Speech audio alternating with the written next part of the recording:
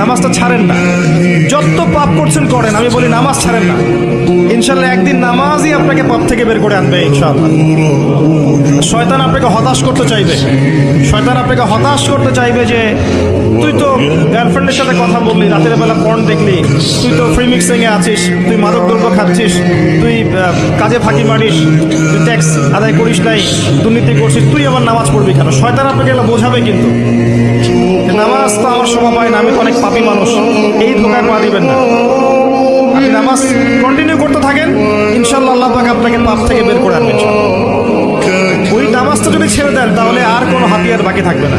যে কোনো পাপ হয়ে যাক, আপনি পড়ে যান আবার উঠে দাঁড়ান, আবার পড়ে যান আবার উঠে দাঁড়ান, পাপ হচ্ছে হোক, হতাশ হবেন না।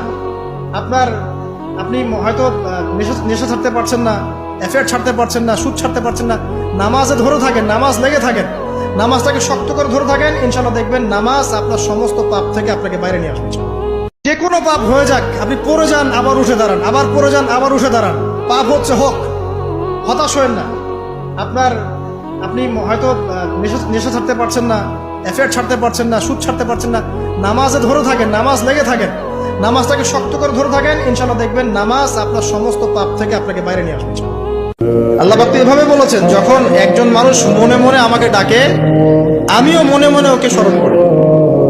মনে করেন আপনি মনে মনে আল্লাহকে বলছেন, আল্লাহ আমি অসুস্থ, আমাকে শেফা দাও, বা আমার রিজিকের টেনশন আছে, আমার রিজিকের টেনশন দূর করে দাও, আল্লাহ আমাকে হেফাজত করো, আল্লাহ আমাকে দিনের জ্ঞান দাও, তোমার আনুগত্য করার তৌফিক দাও। যে মনে মনে আপনি আল্লাহকে ডাকছেন, নিঃসন্দেহে ওই মুহূর্তে আল্লাহ পাক আপনাকে স্মরণ করছে।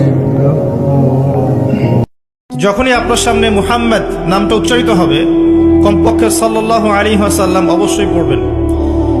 একবার দরুদ শরীফ পড়লে 10টা নেকি হয়, 10টা গুনাহ মাফ হয়ে যায়। আল্লাহ পাক 10 বার আপনার প্রতি রহম করবেন, আপনার মর্যাদা আল্লাহ পাক 10 গুণ বাড়িয়ে দিবেন। বলেন সুবহানাল্লাহ।